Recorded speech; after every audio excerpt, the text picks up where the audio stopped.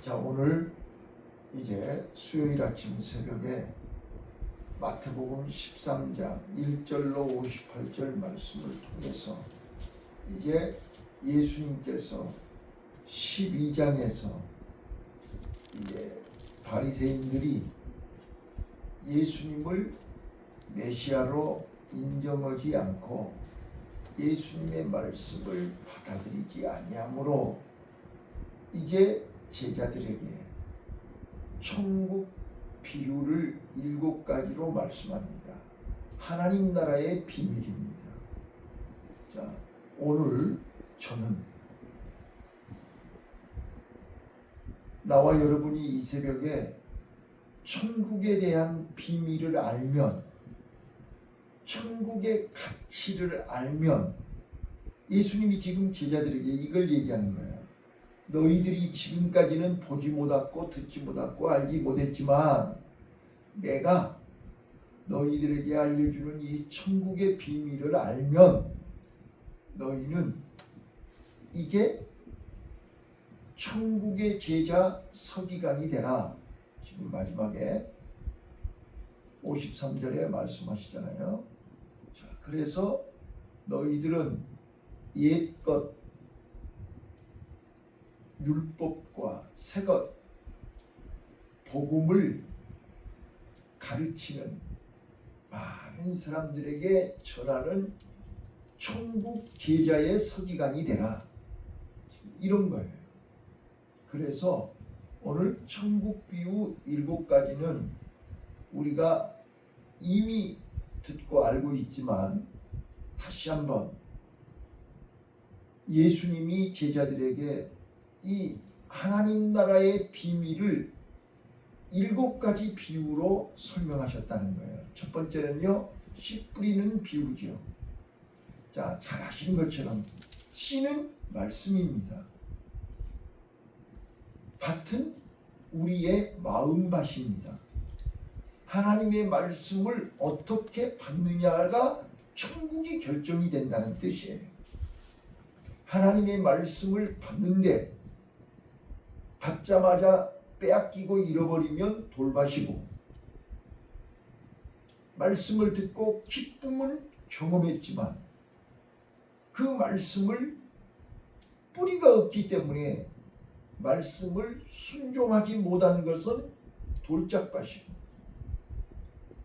말씀을 듣고 그 말씀대로 살려고 몸부림치지만 환경에 얽매여서 염려, 걱정, 근심에 빠져서 그 말씀을 지키지 못한 것이 가시덤불밭이고, 옥토밭은 말씀을 듣자마자 그 말씀대로 순종함으로 100배, 60배, 30배 열매 맺는다. 이게 천국이에요. 오늘 나와 여러분이 천국을 알게 되면, 하나님 나라의 비밀을 알게 되면 100배 결실할 수 있는 거예요. 믿음대로 되리라. 하나님 나라는 믿음으로 가는 나라고, 하나님 나라는 믿음으로 열매 맺는 거고, 하나님 나라는 말씀으로 되는 거예요. 말씀대로 될지어다. 그거를 씨 뿌리는 비유로 설명하시는 거예요. 그 다음 두 번째요, 가라지 비유잖아요. 24절로 30절, 36절로 43절에서 이 가라지 비유를 설명하시는데, 이거는 최후 심판이에요. 하나님 나라에는 알곡과 가라지가 같이 있다는 거예요. 근데 우리가 가라지를 뽑으려고 하지 말고 추수 때까지 내버려 두라는 거예요.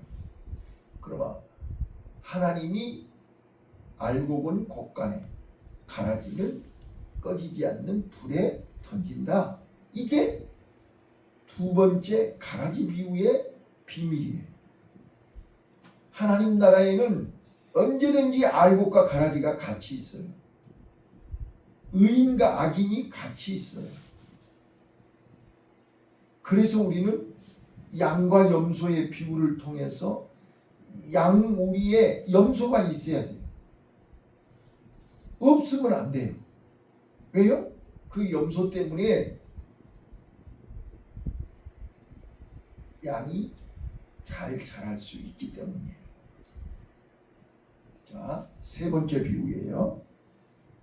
겨자씨와 누룩 비유예요. 이건 두 개가 묶어졌어요. 겨자씨와 누룩 비유의 공통된 점은 작다는 거예요. 겨자씨도 작고 누룩도 작아요. 하나님 나라의 비밀은 이거예요. 세상 사람들이 볼 때는 애게게 하는 거예요. 세상 사람들이 볼 때는 조그만한 거예요. 세상 사람들이 볼 때는 아무것도 아닌 거예요. 그런데 이 겨자씨나 누룩은 자라는 거예요. 커지는 거예요. 우리 눈에는 안 보여요. 하나님이 키우신다는 거예요. 하나님이 자라게 한다는 거예요. 우리 애들 봐보세요. 자고 일어나면 크죠. 언제 컸는지는 몰라요. 오늘 2cm, 내일 3cm 이렇게 눈에 보이지 않아요. 그런데 어느 날 보면 많이 컸네? 그래. 하나님 나라는요, 세상 사람 눈으로 보면 작아요. 우습게 보여요. 그런데 하나님이 자라게 해요. 하나님이 역사해요.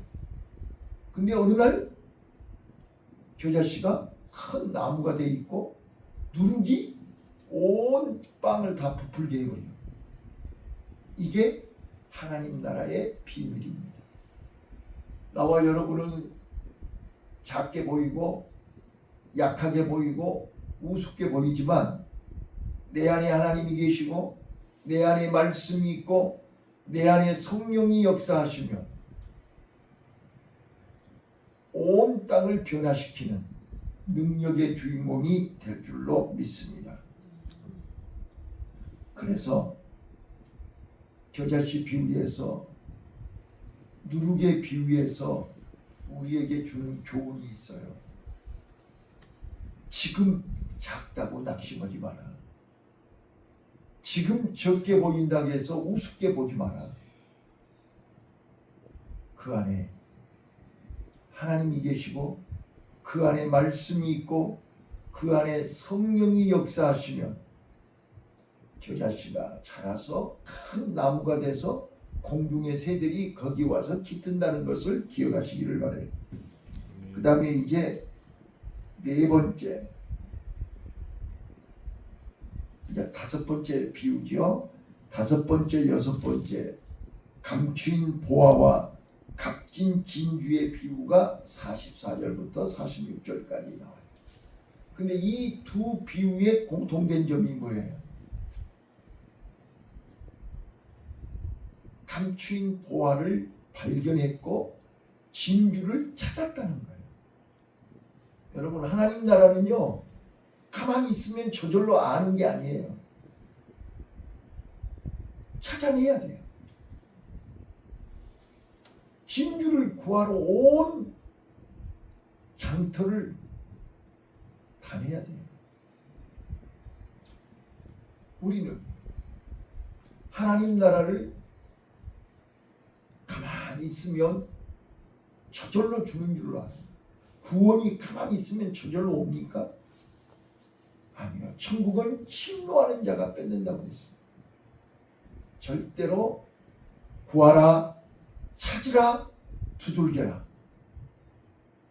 네, 하나님 나라는 게으른 자에게는 오지 않아요. 찾아야 돼요. 부지런히 땅을 파야 감추인 보화를 발견할 수 있어요. 열심히 돌아다녀야 진주를 만날 수 있어요. 근데 이제 중요한 것은 감추인 보화를 발견하고 진주를 찾았으면 어떻게 해요? 감추인 보화의 가치, 진주의 가치를 아는 자는 자기의 소유를 다 팔아서 내 것으로 삼는다 그랬어요. 이게 감추인 보화와 값진 진주의 비유예요. 마지막 일곱 번째 비유가 그물 비유예요. 47절부터 50절까지. 그물 비유는 뭐지요? 그물에 잡혀 올라온 고기를 선별해서 좋은 고기는 상자에 담고 적거나 깜짝에도 쓸모없는 것들은 바다에다 다시 다 던져버린다. 의인과 악인을 선별한다. 이게 최후 심판이에요. 그래서 하나님 나라에는 최후 심판이 있어요. 백보자 심판이 있어요. 생명책이 있어요. 행한 대로 기록된 책이 있어요. 그래서 하나님 나라에 멸류관이 있어요. 자, 그리고 마지막 53절로 58절에 이게 천국의 제자단 서기관이 되라. 고향에서 인정받지 못하고 칭찬받지 못했지만 너희는 하나님 나라의 천국의 가치를 알고 그 천국의 가치 때문에 우리는 기꺼이 이 땅에서 순교할 수 있고 이 땅에서 모든 것을 내려놓을 수 있다. 이거를 제자들에게 설명하는 거예요. 자, 저는 오늘 이제 13장 천국 비유 7가지를 통해서 우리에게 주는 교훈을 3가지만 말씀을 드리도록 하겠습니다. 자, 9절 한번 보시죠. 9절 시작. 귀 있는 자는 들으라 하시니라. 자, 귀 있는 자는 들으라. 자, 요한계시록의 2장 3장에 계속해서 7교회에 귀 있는 자는 들을지어다. 귀 있는 자는 들을지어다. 또 43절 또 한번 읽어보세요.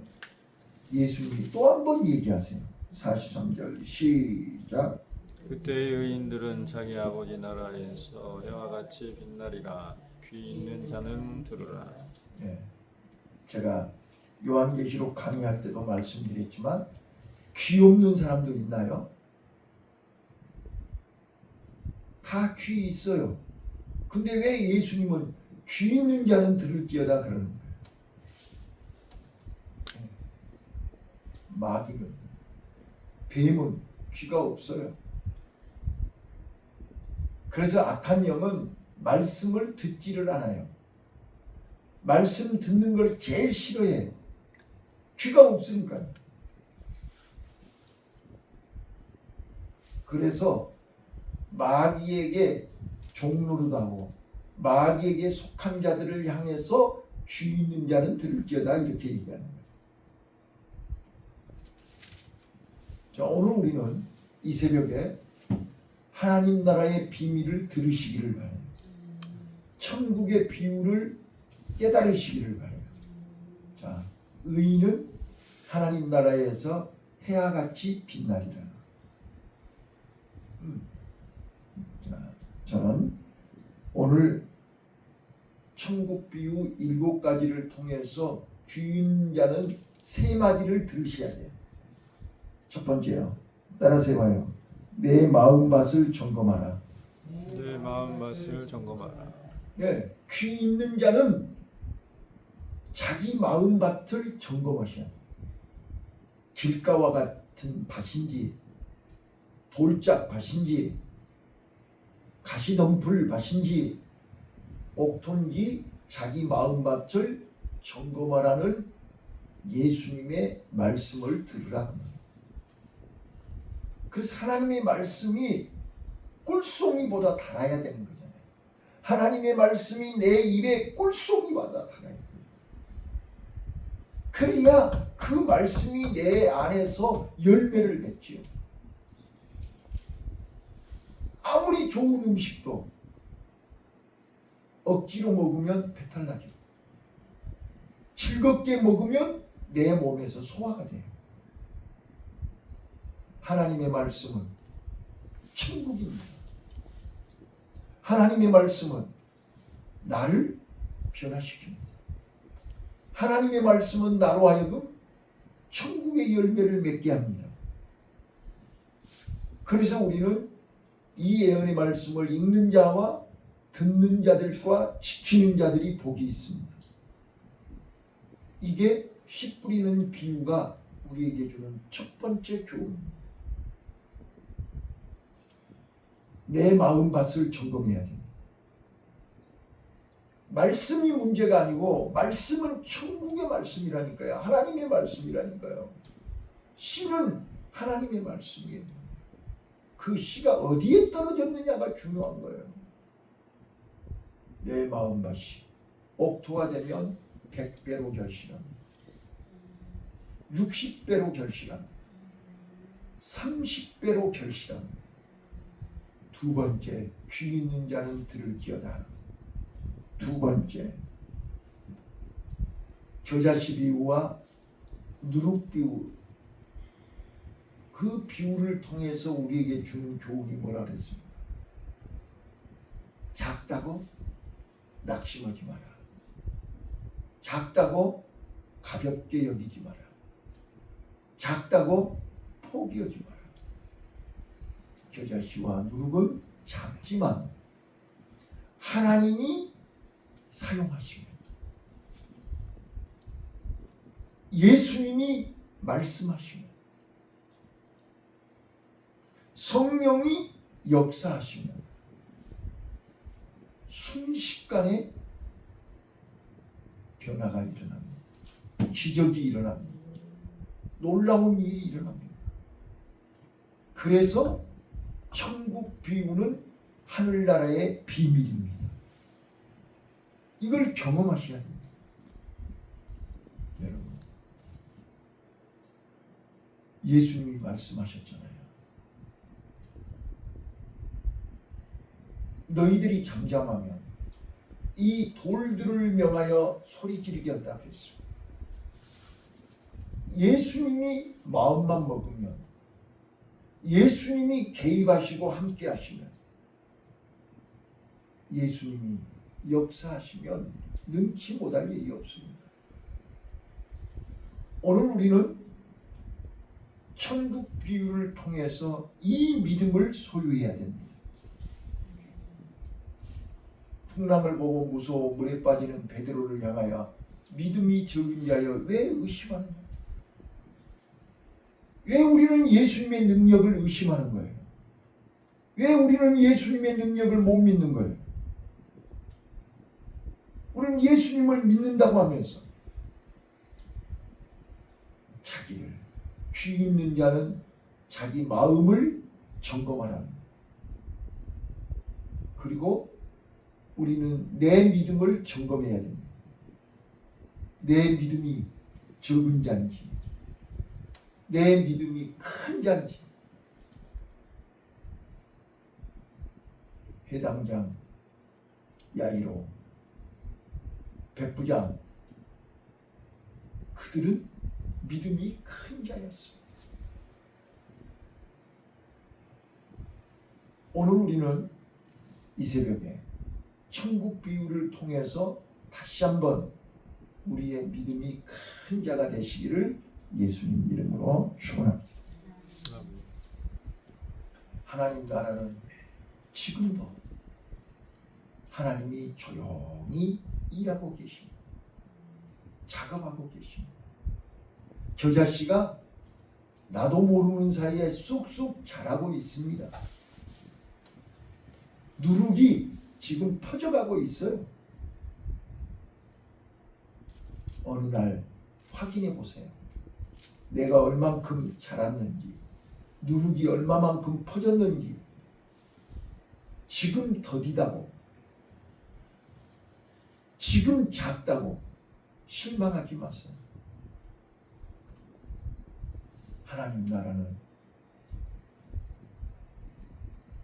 우리 시계가 멈추지 않고 가는 것처럼, 고장난 시계는 멈추지만 고장나지 않은 시계는 지금도 돌고 있잖아요.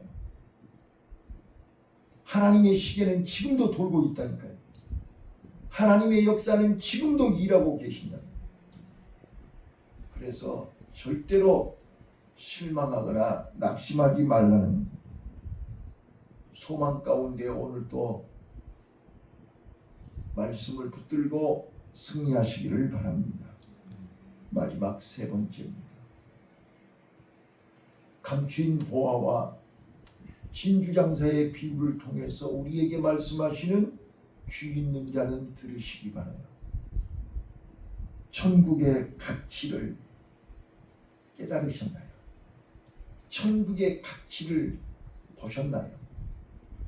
천국의 가치를 경험해 보셨나요? 진짜 진주 맞던가요?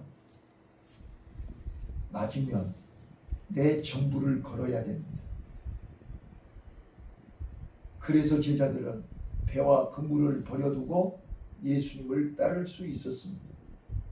사도 바울은 모든 것을 그리스도로 아는 지식의 모든 것을 배설물로 버릴 수 있었던 것은 천국의 가치를 알았기 때문입니다.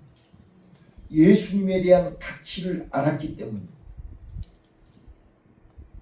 오늘 나와 여러분, 이 감추인 보화와 진주장사의 비유를 통해서 우리는 예수님에 대한 천국에 대한 비밀을 깨달으시고 내 안에 예수님이 계시고 내 안에 천국이 있기에 우리는 오늘도 힘을 내셔야 됩니다. 오늘도 묵묵히 걸어가야 됩니다. 저 높은 곳을 향하여 저 천국의 계단을 올라가야 됩니다. 힘들고 외로워도 어떠한 어려움이 있어도 기쁨으로 그 천국을 소유하는 나와 여러분이 되시기를 예수님 이름으로 축원합니다. 주님 감사.